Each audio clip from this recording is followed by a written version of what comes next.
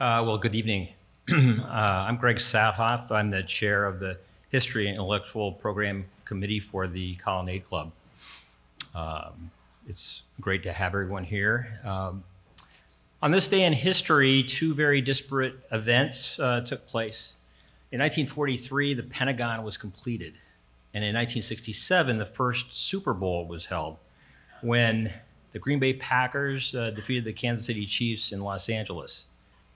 Now, one UVA professor, William Lambeth, bridged those two very different worlds of football and architecture, as well as medicine and botany.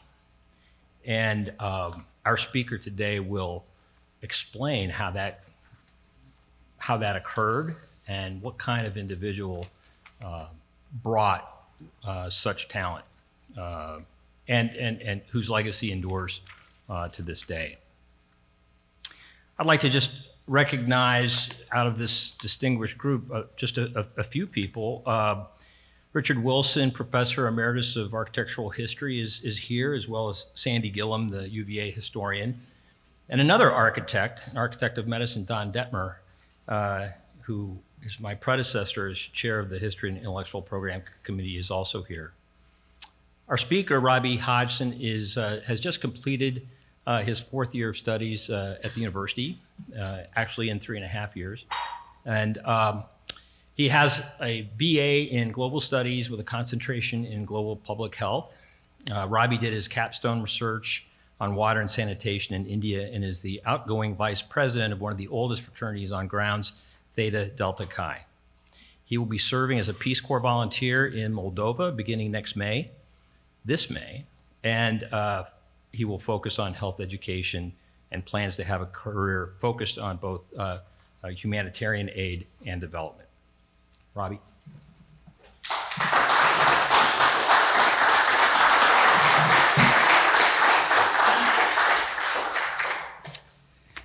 Hello, everybody. Thank you for coming. Let me just get this.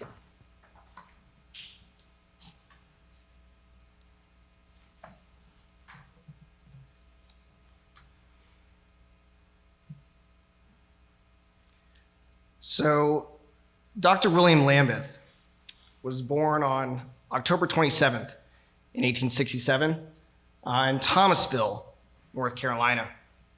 He attended college at the University of Virginia, receiving his MD in 1892. Lambeth also attended Harvard School of Physical Training, receiving a certificate in 1893. At UVA, he also earned a PhD, which was likely in hygiene or materia medica, also known as pharmacology, in 1900.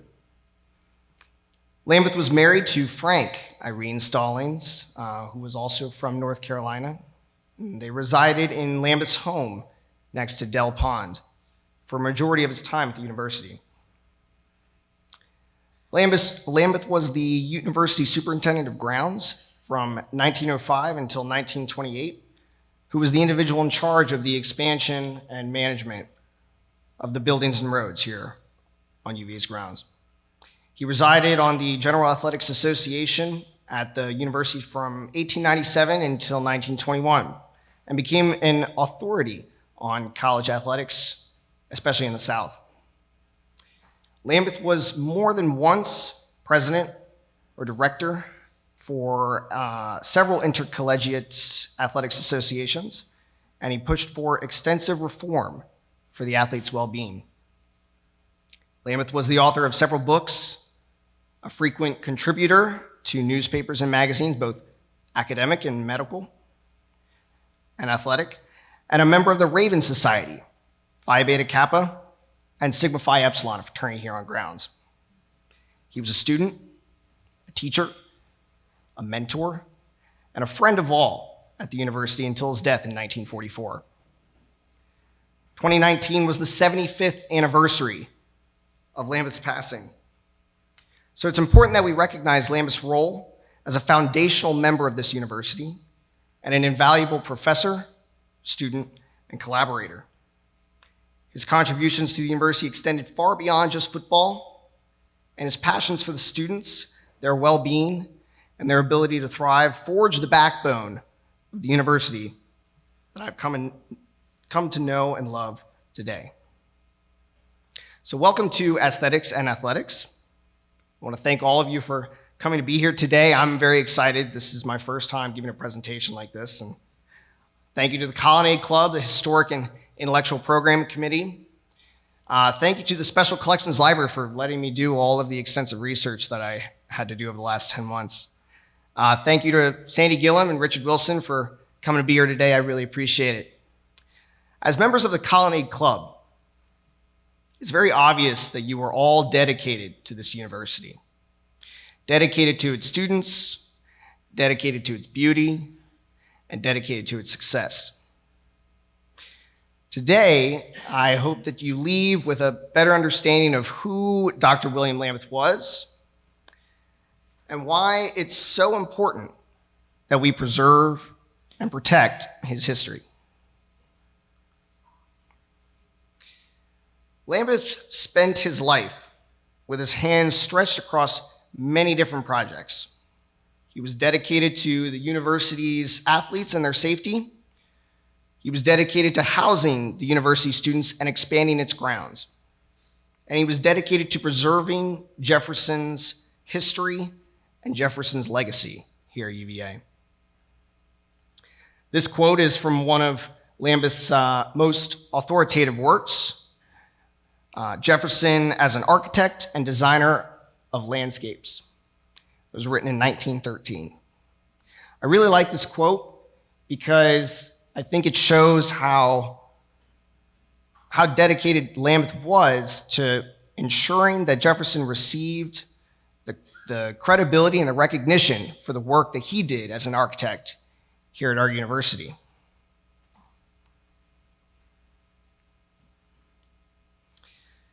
There had been an oral history that my fraternity had been built and designed by Lambeth. Ever since I arrived in 2017, all the brothers during the rush process and the alumni said, yes, Dr. Lambeth designed our house.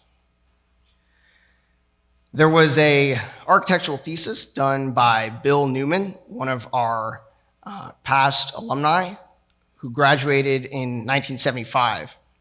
In his thesis, he found a letter from James Cook Barton, who was a very important member of the medical faculty here at UVA and a graduate of Theta Delta Chi in 1908.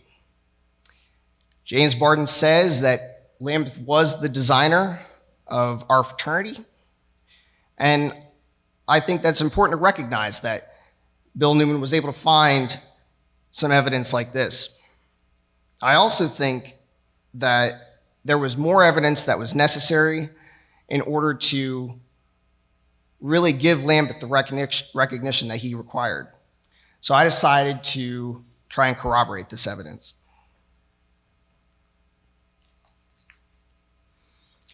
I began my research in the University Small Special Collections Library.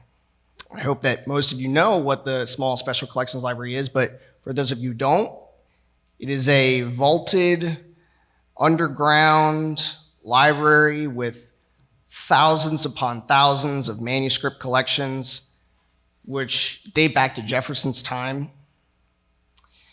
Every manuscript collection has thousands upon thousands of documents, pictures, speeches, notes, every type of information you can imagine. And each collection has to be processed and sorted by the Special Collections team here at UVA. After scouring through over 3,000 documents in Lambeth's Special Collection and several thousand in my own fraternity Special Collection, I hadn't found what I was looking for. I hit a dead end. So I realized that I needed to start doing some research in some different ways. So I reached out to Marl Calvian, who is an architectural historian who did a report on the Rugby Road and University Circle areas in 2005. Marl recommended that I find my fraternity's deed, move from finding the deed to locating the land tax records for my fraternity so that I can verify the date that my fraternity was made, And then when I eventually verified the date that my fraternity was made, I might be able to find a newspaper or some kind of document that said that Lambeth designed my fraternity. So I said, okay, I'm gonna try this. So I went to the circuit court offices, I got our deed, I went to Albemarle and Charlottesville because it actually switched between the two districts. And then I got to the land tax records, and it's a pile of papers that is jumbled and broken and upside down with a sign on it that says, do not touch. And so yet again, I hit a dead end. So after that, I reached out to my mom.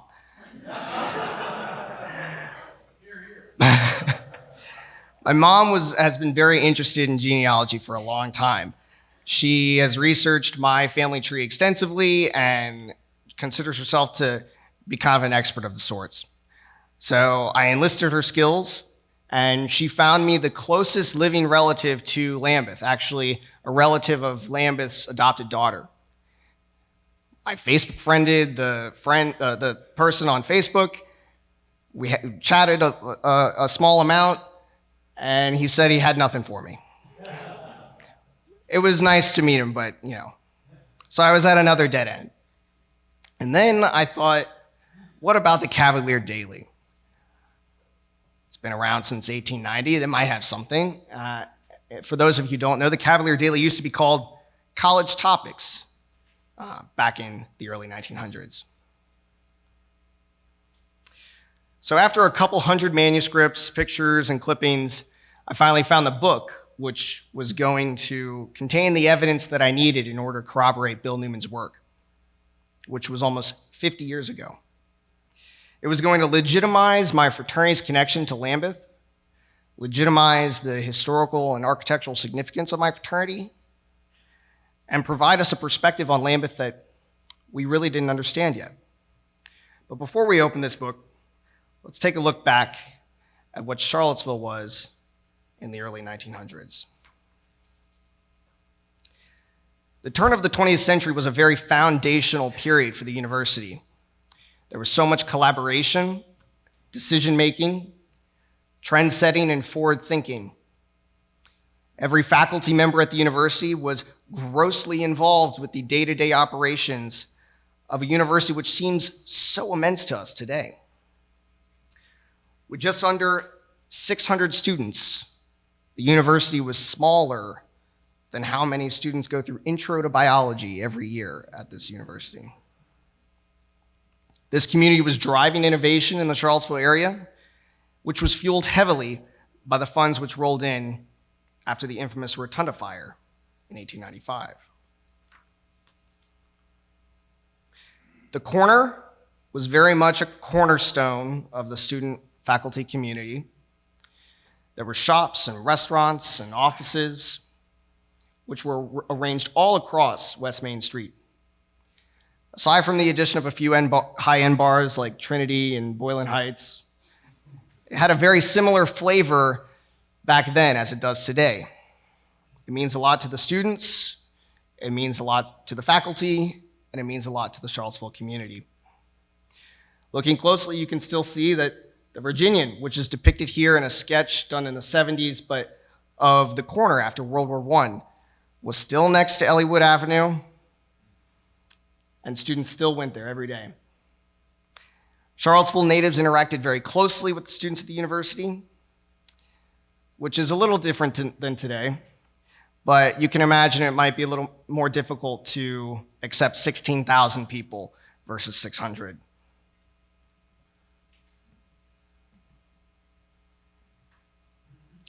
The rotunda used to be very differently shaped than it is today. From the lawn on the left, it looks fairly similar, but on the northern side, it had an annex which stretched out towards Madbowl.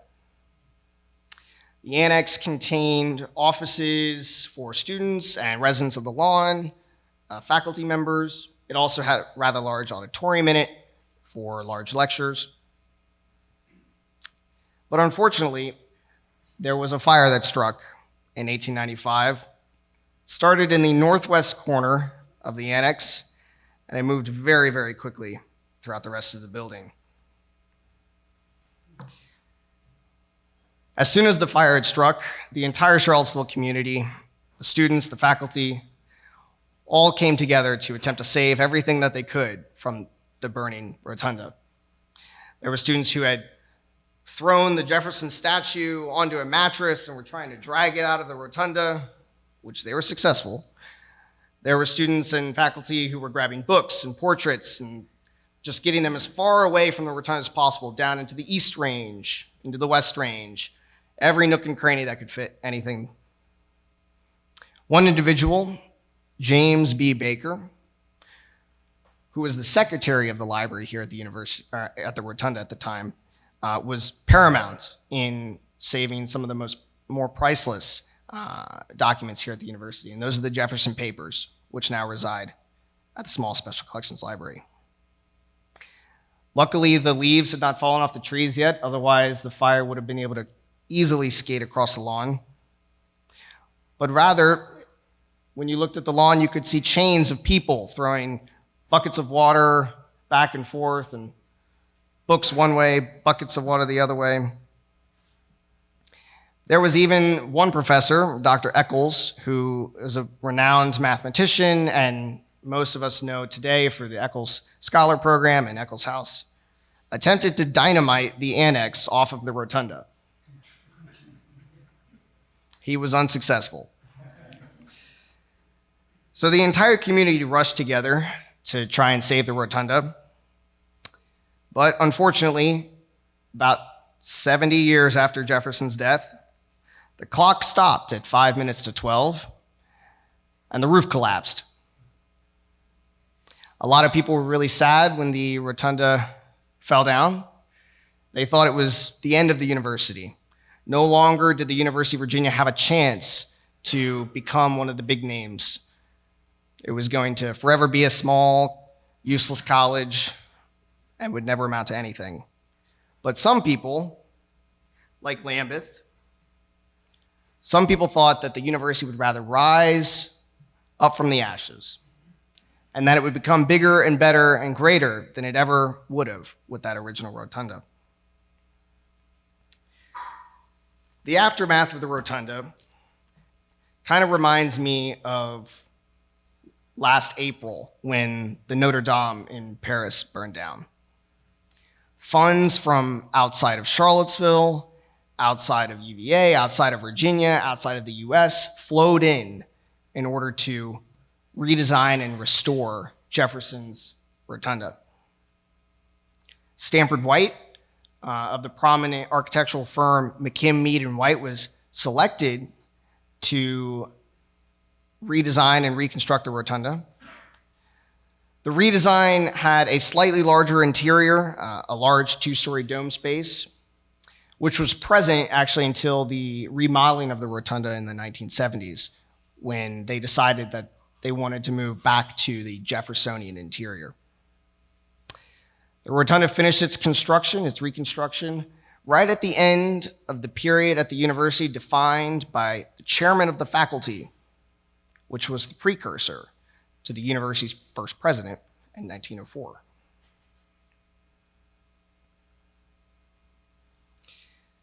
Edwin A. Alderman served as the university's first president until his death on April 29th, 1931. With over 25 years of service to the university, he will always be remembered as one of the great leaders during the centennial period of the UVA. Alderman was heavily focused on establishing the UVA Medical School and worked closely with Lambeth in order to achieve a Class A rating from the American Medical Association in 1911, which it was one of only 20 universities to do so. Alderman's leadership, coupled with the strong efforts from the students and the faculty, led to an extreme exponential increase in the university's budget and the university's students and the university's faculty. By 1915, the university had 1,000 students in attendance. Reading through correspondence between Alderman and Lambeth, it's very evident that he was a man unrivaled by his love for the university students and for their successes. He handled all matters very personally, and he put a lot of trust in people like Lambeth and people like Armistead Churchill Gordon, who was the university's rector from 1906 to 1918. Unfortunately, tragedy struck in 1909 at the football game between University of Virginia and Georgetown University. First year football sensation Archer Christian had gotten hit too hard, slipped into a coma, and died. Alderman was very disturbed by this, and immediately he and Lambeth, pictured on the right there, traveled to the Intercollegiate Athletic Association, which later became the NCAA, in New York in order to make an appeal to reform the rules of football. Lambeth was a hard-working member of the university's General Athletic Association, which is here, and he had witnessed Christian's death. Immediately, as Lambeth arrived in New York, he was assigned to the Rules Committee at the ICAA. Lambeth had a perspective which was very different from a majority of the other members. He was a doctor, a football lover, and a Renaissance man. Lambeth proposed that 4 quarters should be used in university football games rather than 2 halves, and it was approved immediately. And it still exists to this day. The footballers at the university were going to be protected through the efforts of Alderman and Lambeth. Today, their contributions to the sport allow football games to be an experience very near and dear to the hearts of students like myself, my fraternity brothers. After that win for football and for Lambeth and Alderman, Lambeth went on to lead college football, acting as the president of the Virginia Intercollegiate Athletic Association 3 times.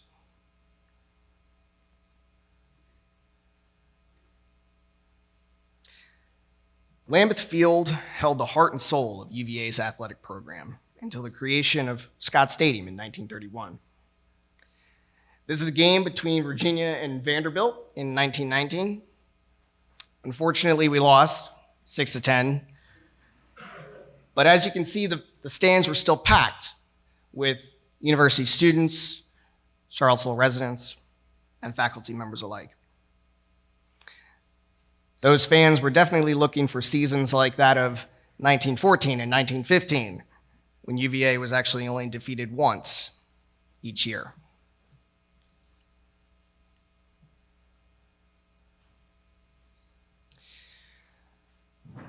Virginia football was a much smaller program than the likes of Harvard or Yale. Although in 1914 and 1915, when we were nearly undefeated, we showed the world what Lambeth and what the university students were able to do. A lot of different organizations would take pride in achieving scores like that.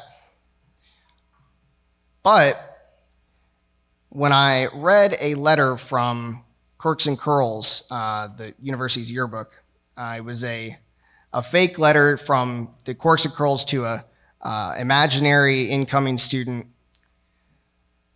It talked about Lambeth and Lambeth's discontent with gloating in success. And Lambeth didn't want that for his students. He didn't want that for himself. He didn't want that for his team. Lambeth was a very humble man, and he was happy to ensure the success of his students and knew that their achievements were going to account for much more than any kind of gloating could ever.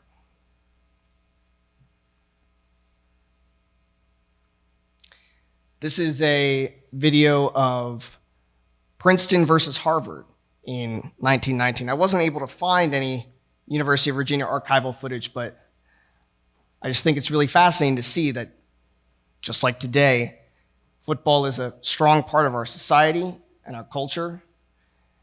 And it makes sense as to why it was so important to Lambeth and so important to the University of Virginia.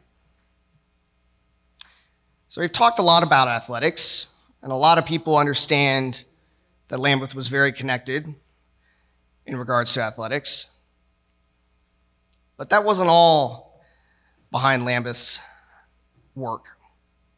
Lambeth was a prolific writer on multiple subjects of botany, geology, dietetics, architecture, Italy, Jefferson. This is an example of a piece I found in the Special Collections Library, which is the beginning of a speech Lambeth did on the Pantheon in Rome. This next slide. These are notes in Lambeth's hand, which he gave to, it was a speech he gave to one of his classes at the very final lecture, likely taught in the medical school, where he ensures that they leave knowing 4 things about infection and pathology and research. So in addition to athletics, Lambeth was very much a scholar and a Renaissance man.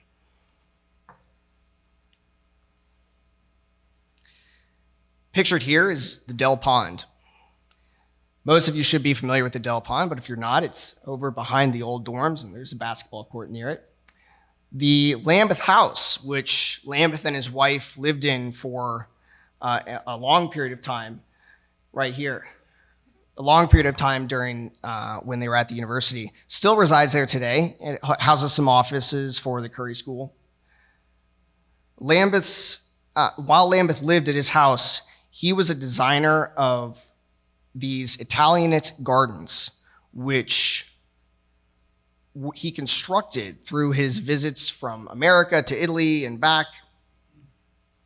He wrote to many Italians during his travels, made so many international friends, and created some extremely beautiful and foreign gardens here at the University of Virginia.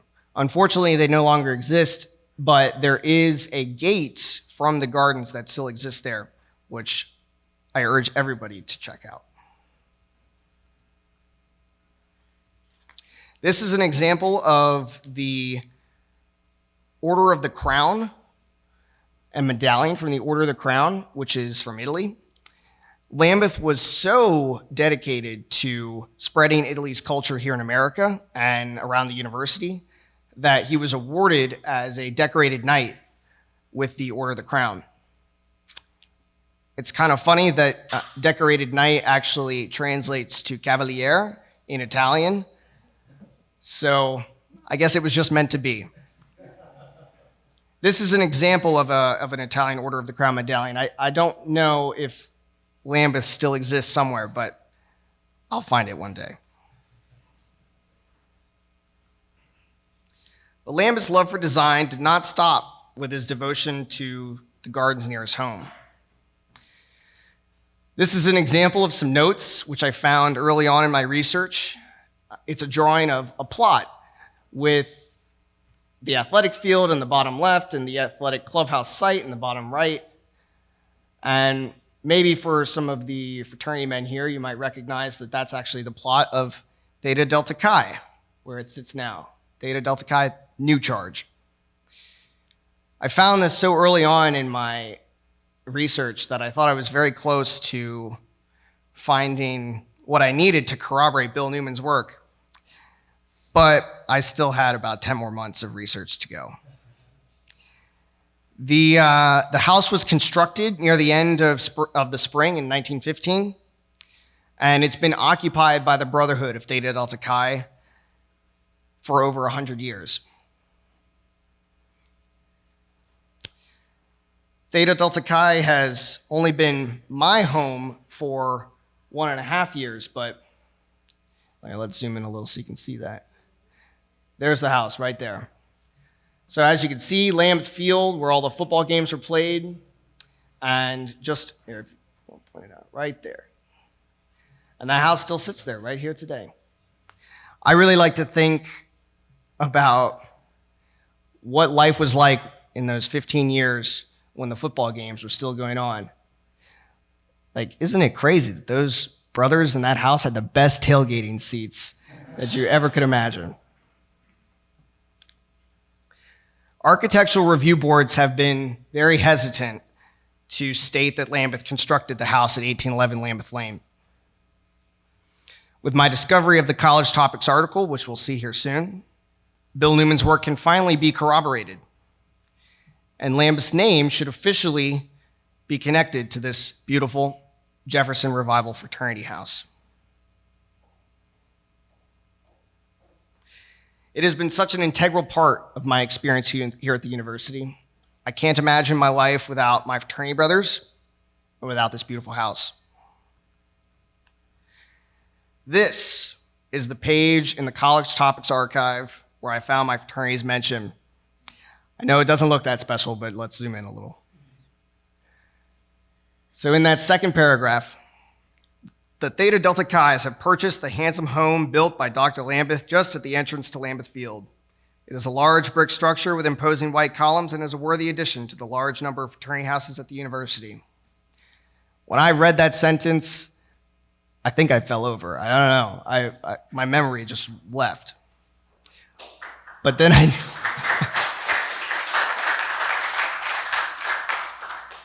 knew that Theta Delta Chi was finally going to get the recognition that it needed, and that Lambeth was going to finally get the recognition that it needed.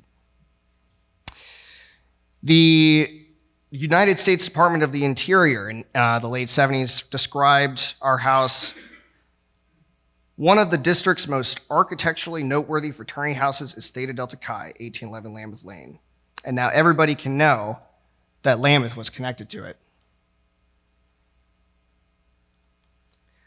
Lambeth's style of architecture pays tribute to Jefferson, but Jefferson's style stems from the work of the great Italian architect, Andrea Palladio. Palladio's work inspired the Rotunda and also the rest of the academical village. Lambeth's love for Jefferson extends to Palladio's foundations and is probably one of the explanations for Lambeth's love for Italy. Some of Palladio's work. This is Villa La Rotunda. This is it's also known as Villa Capra, but it's in the northern Veneto region in Italy. I've actually been here like 3.5 years ago, which is kind of crazy because now I know that it's connected to the house I'm living in. But I think it's a really beautiful example of how Jefferson was able to pull style from Palladio. And then the other example I wanted to show you, built in 1558, is Villa Imo. And on the next slide, I think you'll be able to see some of the similarities between these two buildings in Monticello. So Monticello, I believe its second construction was finished in 1809, and this was Jefferson's home. Monticello in Italian translates to mound or small hill.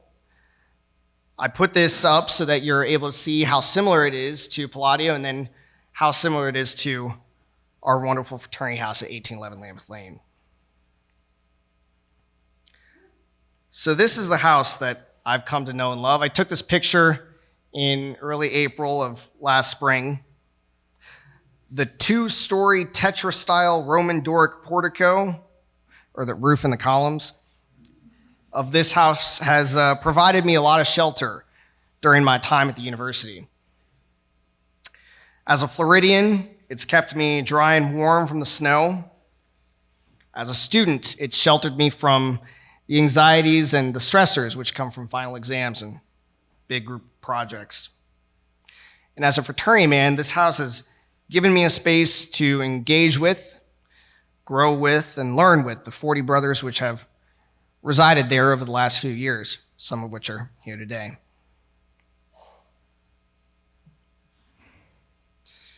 The guide that exists to Lambeth's special collection is incredibly subpar.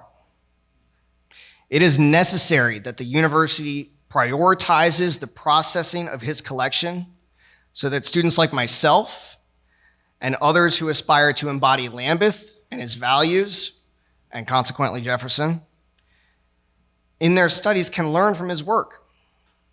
It took me 10 months to even say that there was nothing that I needed in Lambeth's collection. It's very important that the university guides it, sorts it chronologically and by topic. Lambeth was a member of the Sigma Phi Epsilon fraternity before this house's construction in 1925. This is the Sigma Phi Epsilon house as of 2009. The house has actually not housed students since then. It's being renovated right now.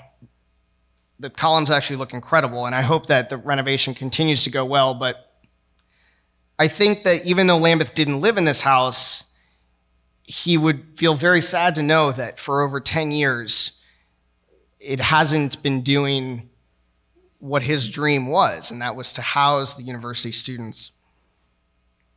The house built by Lambeth at 1811 Lambeth Lane is going to require extensive renovations in just a few short years.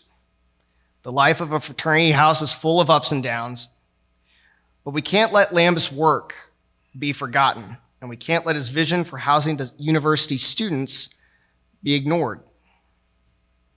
The university community, its alumni and its students, and my fraternity and its alumni need to make the contributions necessary in order to ensure that the home at 1811 Lambeth Lane is declared as Lambeth's architectural work, preserved for its architectural and historical significance, and also allowed to continue to house the very students that Lambeth worked endlessly for until his death at 77 years old.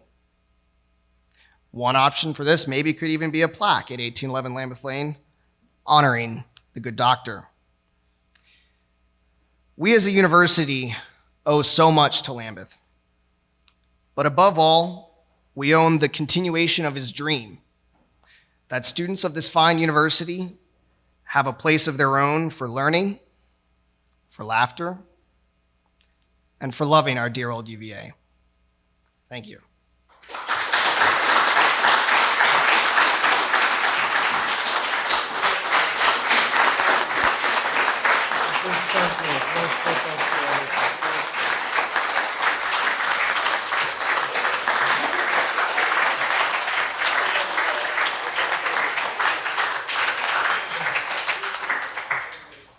Well, we're not going to let you sit down too quickly with that 10 months of research. I'm sure that you are in a position to answer any questions. And first, I wonder if there are comments from our architectural experts. Richard Wilson. Well, I think thank you very much. I think one thing to really emphasize is that Lambeth is the guy who really discovers Jefferson's art. Right. You've got to keep in mind that nobody has paid any damn suit architect, anything like that. It's really unique, and that his work really later on we get a few years later this Kimball. Lambeth's the first guy there, and I think that is extremely important. Yeah, and you can find Lambis Book online, like Google Books has it scanned right there on the internet. It's only about 100 pages, but everything that he has to say about Jefferson is just fantastic. Yes, Danny, go. Do you have information on other buildings he designed? Right. Yeah. So the question, yeah, about Lambus potential other buildings he might have designed. So originally in my research, I thought he might have designed Pica, but that was actually Eugene Bradbury. And honestly, I think that Lambeth's only piece of architecture was the house at 1811 Lambeth Lane, which is interesting because that means it was even more personal. It's something that he put his own time into, something that he poured his heart into. And that makes me feel even better about being able to live there right now. But no, throughout any of my research, he might have worked on the athletic clubhouse it might have been Fisk Kimball. I can't remember who the architect was with that, but he was probably a part of like the creative design process. But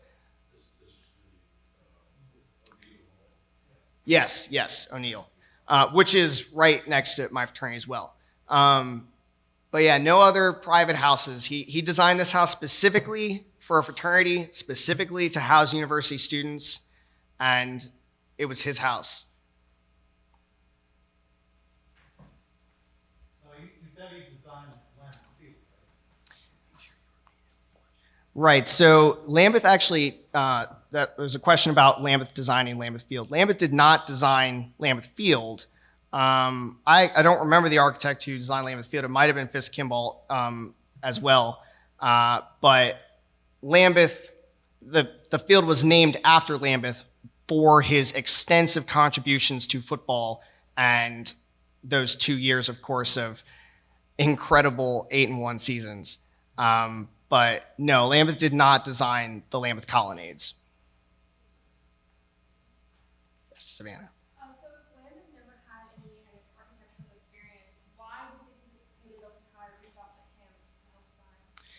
Right. So it's actually interesting. Lambeth, there was a question about how did Theta Delta Chi and Lambeth really come together if Lambeth had no architectural experience.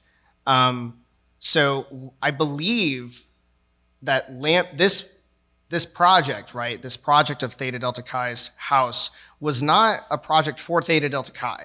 It was a project for Lambeth by Lambeth because of the students. And so he knew that he wanted a fraternity house. He knew that he wanted it to be right there at Lambeth Field. He didn't have a specific fraternity in mind. The house was actually constructed near the end of the spring in 1915, and our fraternity didn't purchase and live in it until the fall of 1915. So I believe that Theta Delta Chi was not a part of the creative design process, but rather it was just Lambeth.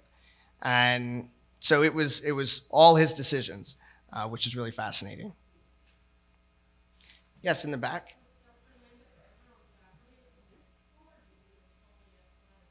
Right, so Dr. Lambeth was a faculty in the med school for materia medica, which is pharmacology, and also in hygiene. He, in addition to teaching classes, he was also the head of like the physical health department in the med school. So yes, in addition to being intensely involved with athletics at UVA, his involvement was because of his medical skills and his experience on the medical faculty. How do you think Dr. Lambeth would feel about the university as it exists today? I think that Dr. Lambeth would, I think that he would be sad with some things and happy with others. I think that some of the things he would be sad about is kind of the lack of communication between different departments at the university. The silo idea at the university is a really difficult conversation that people say to talk about, but I don't really understand the problem. I feel like Lambeth would want us to work together in order to give students the best opportunity possible. I myself, being global public health major, my major has no connection whatsoever to the UVA Center for Global Health. That doesn't really make any sense to me. And I don't think it would make any sense to Lambeth either. So I think he would be sad in regards to that. But I think that Lambeth would appreciate the amount of dedication that the university has given to protecting and preserving its history and its architectural significance. I think he would also urge us to do a little bit more too. Yeah, Charlie? Making the presumption that students in the early 1900s were a lot of today's students that were broke. How did a group of students, how Yeah. bought a house? Right. So the question is about students being broke. And yes, that's very true. Students today are very broke. And it was true back then too. Actually, reading through my fraternity's special collection, I realized that my fraternity was in debt to Lambeth until after his death, like into the early 60s to his wife. And, that's terrible. They were bad for doing that, but it shows you how generous and how kind of a person Lambeth was to take on that significant personal financial responsibility and allow a group of 12 people with, I think the number's like $3,016 to purchase a house, which is now worth like over $2 million. And so it's very interesting to think about that. But Lambeth was just so generous, and he wanted a fraternity to live in that house that he designed for a fraternity. So, any other questions? Well, with that, Robbie, as a token of the Colonnade Club's esteem, I'd like to give you a very special print. This is a painting of the laying of the first cornerstone of the university, and it is actually the cornerstone of Pavilion 7, this place right here, the Colonnade Club. Wow. And the first of many honoraria that you will receive in your life. Thank you. So thanks again.